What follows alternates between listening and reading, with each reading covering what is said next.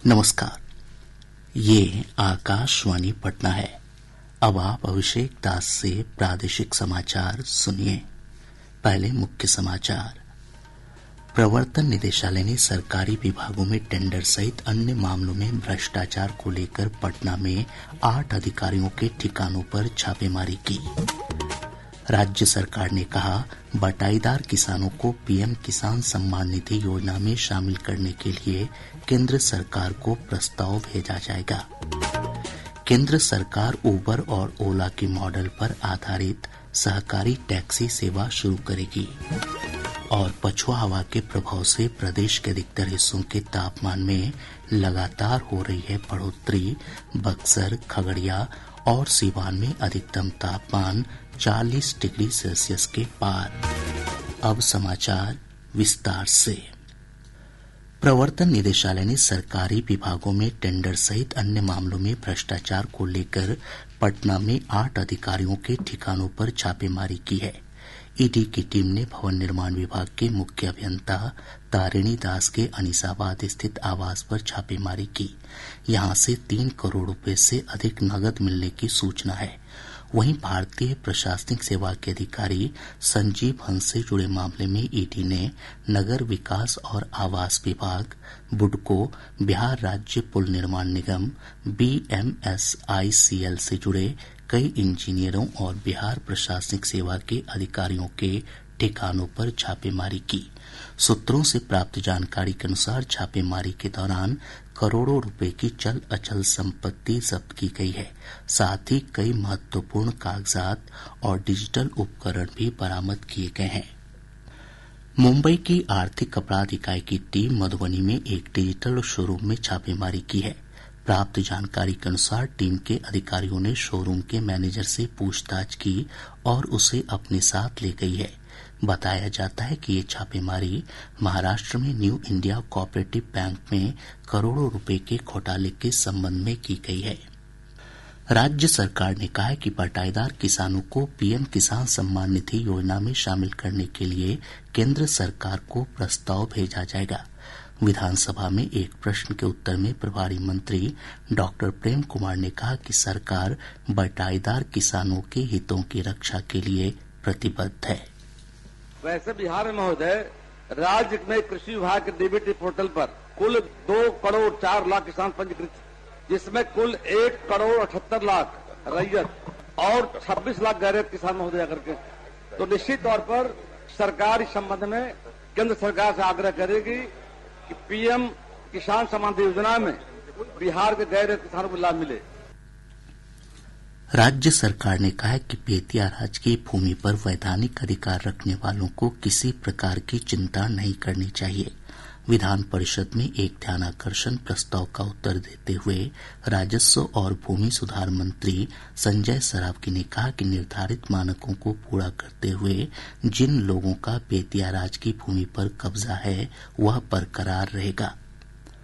संसदीय कार्य मंत्री विजय कुमार चौधरी ने कहा है कि नया प्रमंडल, जिला, अनुमंडल या प्रखंड बनाने का सरकार के पास कोई प्रस्ताव विचाराधीन नहीं है।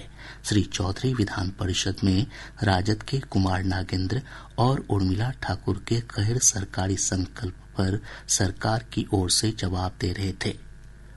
शिक्षा मंत्री सुनील कुमार ने कहा है कि राज्य सरकार ने वर्ष 2024 में ही केंद्र से मैथिली को शास्त्रीय भाषा की सूची में शामिल करने का अनुरोध किया था। कांग्रेस के मदन मोहन झा के गैर सरकारी संकल्प पर श्री कुमार ने उम्मीद जताई कि इस मामले में केंद्र सरकार जल्द ही सार्थक पहल करेगी। स्वास्थ्य मंत्री मंगल पांडेय ने कहा है कि वर्तमान में राज्य के अस्पतालों में 35 प्रकार की जांच की सुविधा निःशुल्क उपलब्ध है। विधानसभा में एक ध्यानाकर्षण सूचना का जवाब देते हुए श्री पांडेय ने ये जानकारी दी। वर्तमान में राज्य के सभी सरकारी स्वास्थ्य संस्थानों में पैथोलॉजिकल जांच की सुविधा आम जनों के लिए निःशुल्क उपलब्ध है। वर्तमान में जिला अस्पताल में 35, अनुमंडलीय अस्पताल में 30, प्राथमिक स्वास्थ्य केंद्र में 15, सामुदायिक स्वास्थ्य केंद्र में 17 तथा हेल्थ एंड वेलनेस सेंटर में 12 प्रकार की जांच सुविधा निःशुल्क उपलब्ध है। वन और पर्यावरण मंत्री डॉक्टर सुनील कुमार ने कहा है कि राज्य में गंगा नदी के किनारे 10 सीवरेज ट्रीटमेंट प्लांट लगाए जा चुके हैं। विधान परिषद में एक प्रश्न के उत्तर में डॉक्टर कुमार ने बताया कि गंगा किनारे अवस्थित शहरों में 32 प्लांट लगाने की योजना है।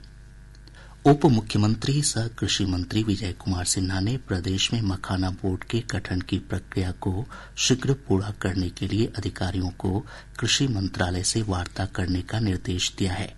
बोर्ड के गठन की दिशा में अब तक हुई प्रगति की समीक्षा के दौरान श्री सिन्हा ने बोर्ड के उपाध्यक्ष पद पर बिहार के प्रतिनिधि को नामित करने के लिए आवश्यक कार्रवाई करने के भी निर्देश दिए। केंद्रीय गृह और सहकारिता मंत्री अमित शाह ने घोषणा की है कि सरकार सहकारी टैक्सी सेवा शुरू करेगी। सहकारिता के माध्यम से संचालित यह सेवा उबर और ओला के मॉडल पर काम करेगी। लोकसभा में उन्होंने कहा कि यह कदम सहकार से समृद्धि के अनुरूप है। 3.5 साल में सहकारिता मंत्रालय ने दिन रात एक करे और कुछ ही महीनों ओला उबर जैसी एक बहुत बड़ी कोऑपरेटिव सहकार टैक्सी आने वाली है, जो 2 व्हीलर की टैक्सी का भी रजिस्ट्रेशन करेगी, जो रिक्शा का भी रजिस्ट्रेशन करेगी और 4 व्हीलर का भी करेगी, और उसका मुनाफा वो ड्राइवर के पास जाएगा। राष्ट्रीय महिला आयोग की अध्यक्ष विजया राहटकर ने हाजीपुर में महिला शक्ति केंद्र का शुभारंभ किया। इस अवसर पर उन्होंने कहा कि इस केंद्र के माध्यम से ग्रामीण महिलाओं की क्षमताओं का पूरा उपयोग हो सकेगा, साथ ही उनकी सामुदायिक भागीदारी को बढ़ावा मिलेगा। इधर कल हाजीपुर में महिलाओं से जुड़ी शिकायतों के 56 मामलों की सुनवाई की गई। इस दौरान श्रीमती राहटकर भी मौजूद थीं। प्रादेशिक समाचार आप आकाशवाणी पटना से सुन रहे हैं। ताज़ा समाचारों के लिए आप हमारे एक्स हैंडल AIRnews_पटना पर जा सकते हैं। पछुआ हवा के प्रभाव से प्रदेश के अधिकतर हिस्सों के तापमान में लगातार बढ़ोतरी हो रही है। कई स्थानों का अधिकतम तापमान 40 डिग्री सेल्सियस को पार कर गया है। मौसम विभाग से प्राप्त जानकारी के अनुसार पिछले 24 घंटों के दौरान बक्सर लगातार दूसरे दिन प्रदेश का सबसे गर्म स्थान रहा। यहां का अधिकतम तापमान 41.4 डिग्री सेल्सियस दर्ज किया गया।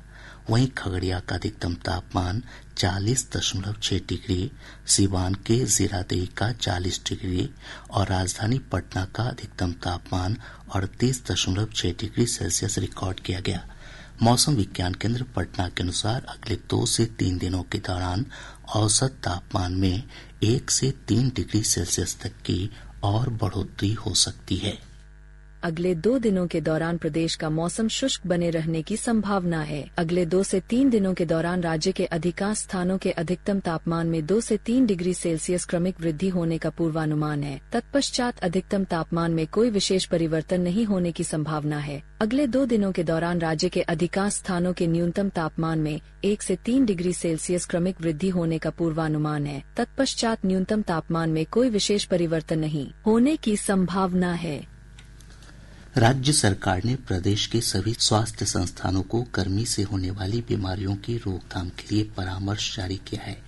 इसके तहत अस्पतालों को विस्तृत कार्य योजना तैयार करने के निर्देश दिए गए हैं। स्वास्थ्य मंत्री मंगल पांडे ने कहा कि लू से प्रभावित मरीजों के लिए स्वास्थ्य संस्थानों में 5 बेड आरक्षित रखे जाएंगे और ORS कॉर्नर बनाए जाएंगे। साथ ही अस्पतालों में रैपिड रिस्पांस टीम का गठन भी किया जाएगा। प्रदेश के 15 जिलों में पानी की जांच की प्रयोगशाला को national accreditation board testing and calibration laboratories NAPL प्रमाण पत्र प्राप्त हुआ है। इन जिलों में भागलपुर, भोजपुर, सासाराम, बांका, गया, सहरसा, सारण, पूर्णिया, पटना, बेगूसराय, शेखपुरा, मुजफ्फरपुर, मुंगेर, नालंदा और अररिया शामिल हैं। वहीं बक्सर, जहानाबाद और अरवल जिलों की प्रयोगशालाओं का मूल्यांकन जारी है। NAPL प्रमाणित प्रयोगशालाओं में निर्धारित 16 मानकों पर पानी की गुणवत्ता की जांच होगी। यह प्रमाण पत्र केंद्र सरकार के विज्ञान और प्रौद्योगिकी विभाग द्वारा जारी किया जाता है। पवित्र महीना रमजान का आज अंतिम जुम्मा है। इस अवसर पर नमाजियों की सुविधा के लिए राजधानी पटना समेत प्रदेश भर की मस्जिदों में विशेष प्रबंध किए गए हैं। राज्यपाल आरिफ मोहम्मद खां, मुख्यमंत्री नीतीश कुमार और विधानसभा में नेता प्रतिपक्ष तेजस्वी प्रसाद यादव समेत सभी प्रमुख दलों के वरिष्ठ नेताओं ने इस अवसर पर लोगों को शुभकामनाएं दी हैं। पूर्णिया के गुलाबबाग मंडी गेट के पास से पुलिस ने वाहन जांच के दौरान एक ऑटो रिक्शा से 1,73,28,000 रूपये मूल्य का लॉटरी टिकट जब्त किया है। मौके से एक युवक की गिरफ्तारी हुई है। बरामद लॉटरी टिकट नागालैंड के हैं। मोतिहारी की एक अदालत ने हत्या के 32 साल पुराने एक मामले में 19 आरोपियों को उम्र कैद की सजा सुनाई है। नवादा जिले के मधुबन कैशोरिया गांव में अवैध खनन की सूचना पर छापेमारी करने पहुंची खनन विभाग और पुलिस की टीम पर बालू माफिया ने ईंट पत्थर से हमला कर दिया। हमले में कई पुलिसकर्मियों को चोट आई है। इस मामले में 10 लोगों के खिलाफ नामजद प्राथमिकी दर्ज कराई गई है। मौके से 12 वाहनों को जब्त किया गया। गोपालगंज जिले के माजाघाट थाना क्षेत्र के धर्मपरसा गांव में छत्तीसगढ़ पुलिस ने स्थानीय पुलिस के साथ छापेमारी कर एक तस्कर को भारी मात्रा में हथियार के साथ गिरफ्तार किया है। दरभंगा जिले के पहेरी प्रखंड के बेहता गांव में आग लग जाने से 100 से अधिक घर जलकर नष्ट हो गए। अगलगी की घटना में बड़े पैमाने पर गेहूं की फसल को भी नुकसान हुआ है। वहीं बेगूसराय जिले के पखरी बाजार स्थित आशा पोखर मोहल्ले में सिलेंडर विस्फोट होने से 2 घर जलकर नष्ट हो गए। इस घटना में 3 लोग गंभीर रूप से झुलस गए। अब पटना से प्रकाशित प्रमुख समाचार पत्रों की सुर्खियां। आज के सभी समाचार पत्रों ने अलग अलग खबरों को प्रमुखता से प्रकाशित किया है। हिन्दुस्तान लिखता है, टेंडर घोटाले में मुख्य अभियंता समेत 8 अफसरों के ठिकाने पर छापे। दैनिक जागरण ने लिखा है, विधानसभा अनिश्चितकाल के लिए स्थगित, 3,857 प्रश्न आए। प्रभात खबर की सुर्खी है, 48 घंटे के दौरान दक्षिण बिहार में हॉट डे का अलर्ट। दैनिक भास्कर ने अपनी विशेष रिपोर्ट में लिखा है, गौतम अडानी की दौलत 13% बढ़ी, मुकेश अंबानी की इतनी ही घटी, फिर भी ये दोनों देश में सबसे अमीर। राष्ट्रीय सहारा के शब्द हैं, भारत यात्रा पर आएंगे रूसी राष्ट्रपति पुतिन। आज अखबार लिखता है, कठुआ एनकाउंटर में 2 आतंकी ढेर, 3 जवान शहीद। और अब अंत में मुख्य समाचार एक बार फिर। प्रवर्तन निदेशालय ने सरकारी विभागों में टेंडर सहित अन्य मामलों में भ्रष्टाचार को लेकर पटना में 8 अधिकारियों के ठिकानों पर छापेमारी की। राज्य सरकार ने कहा, बटाईदार किसानों को पीएम किसान सम्मान निधि योजना में शामिल करने के लिए केंद्र सरकार को प्रस्ताव भेजा जाएगा। केंद्र सरकार उबर और ओला के मॉडल पर आधारित सहकारी टैक्सी सेवा शुरू करेगी। और पछुआ हवा के प्रभाव से प्रदेश के अधिकतर हिस्सों के तापमान में लगातार हो रही है बढ़ोतरी। बक्सर, खगड़िया और सीवान में अधिकतम तापमान 40 डिग्री सेल्सियस के पार। इसके साथ ही आकाशवाणी पटना से प्रसारित प्रादेशिक समाचार का ये अंक समाप्त हुआ। आकाशवाणी पटना से अगला समाचार बुलेटिन दोपहर बाद 3:10 पर प्रसारित किया जाएगा।